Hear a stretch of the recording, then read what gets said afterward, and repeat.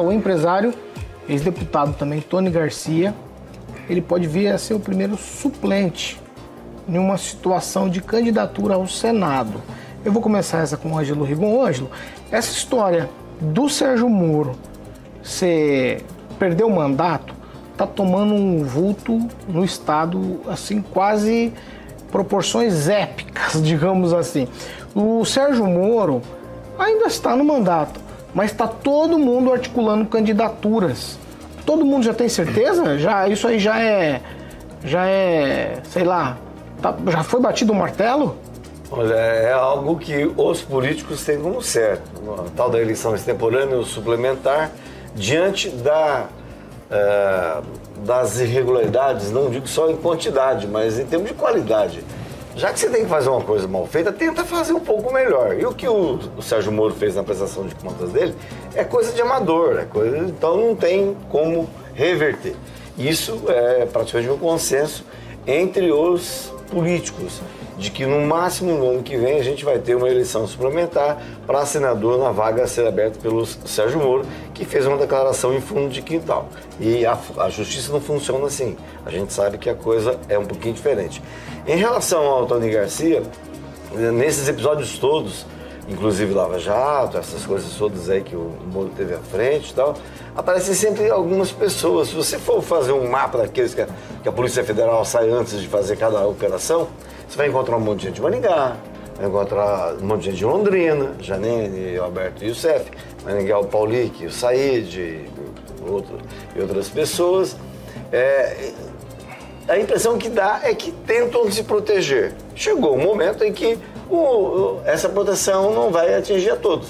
Então, a conversa agora é montar chapas, né, normalmente o Senado, você pega o primeiro suplente e o segundo, são para botar dinheiro para pagar a campanha do candidato a senador. Então você vê muito primeiro suplente rico, pode levantar. Primeiro suplente senador sempre é rico, porque é ele aqui de Maringá, por exemplo. Que banca a campanha, né? Costuma boa parte da campanha, mesmo antes do fundo partidário. Mas normalmente é assim que acontece.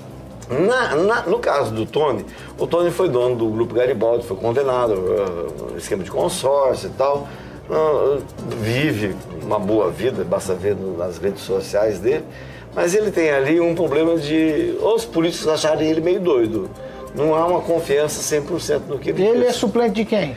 Ele seria suplente, no caso, essa é uma das alternativas do maringaense Ricardo Barros, que parece que vai insistir na candidatura, apesar da Gleice Hoffmann ter se manifestado. Ela tem um objetivo, tem outros candidatos. Aí vai ser uma eleição interessante, primeiro por ser extemporânea, suplementar. E em segundo, porque vão estar ali na parada gente que tem, né? Agora, o que me estranha de tudo isso é que em 2018 o Tony Garcia ele foi delator e delatado, né? E ele citou o caso de uma empresa de caminhões que viria para o Paraná, Ponta Grossa, anunciada pelo então secretário de Estado de Indústria e Comércio, Ricardo Barros, e essa empresa acabou voltando, escolhendo Santa Catarina. E alegou, segundo Tony Garcia, então se a gente for acreditar nele, desse um mínimo de confiança, ele alegou que essa empresa de caminhões, essa fábrica, foi para Santa Catarina porque aqui no Paraná teve gente do governo que pediu propina. Ele não mais falou, mas podia ter falado, né? Talvez a campanha seja a oportunidade para perguntar para ele.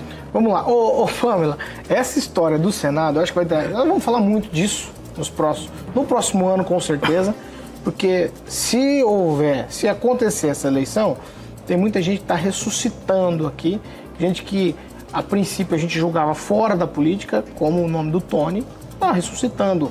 Pelo menos, não sei se vai ser suplente, mas é o que estão aventando.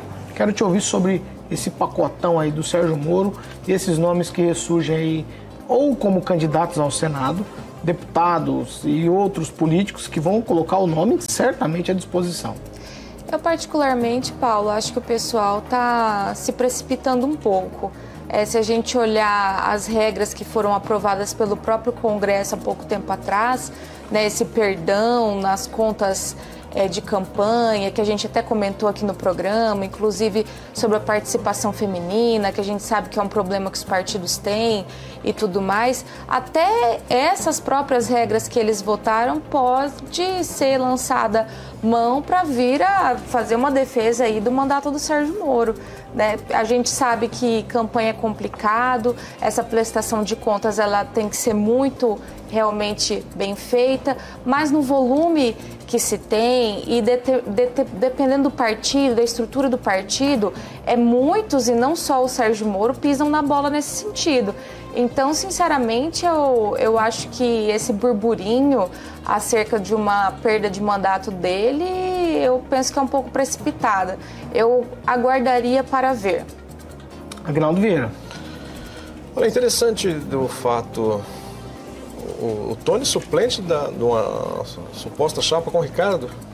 Essa é a ideia. O que me chamou a atenção foi a delação do Tony com o Beto. Então fica essa amizade, esse política entre o Ricardo Barros e o Tony Garcia, fica certo então que foi algo, vamos dizer, né? Porque o Tony Garcia delatou o Beto Richa, né? E o Beto fez críticas aqui na bancada da Jovem Pan sobre o Ricardo Barros, né? E o Ricardo chama justamente o delator do Beto. Então acho que aí fica assinado que houve mesmo ali uma conversa entre o Ricardo e o Beto para derrubarem o Beto Richa naquela pode ser eleição. Conjuntura política só também, pode não ter nada a ver. Estranho, né?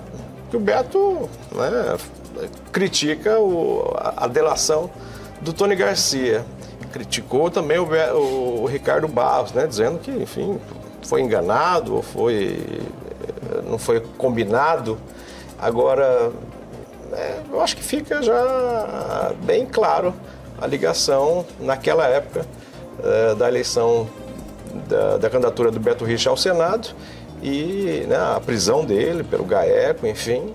E agora, é isso que me chamou a atenção, né? Agora, a corrida realmente vai ter vários nomes aí. Paulo Martins também, agora...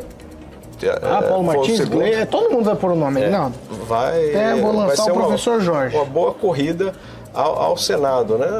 Talvez até a vinda do Ricardo Barros para ser secretário, para estar mais próximo, né, do Paraná, das cidades do Paraná, correr, fosse já realmente, como disseram anteriormente, que seria já nessa pretensão ao Senado. Ricardo, quando foi candidato ao Senado, teve mais de 2 milhões de votos, né? Mas numa candidatura para 2 vagas, ficou em terceiro ou quarto.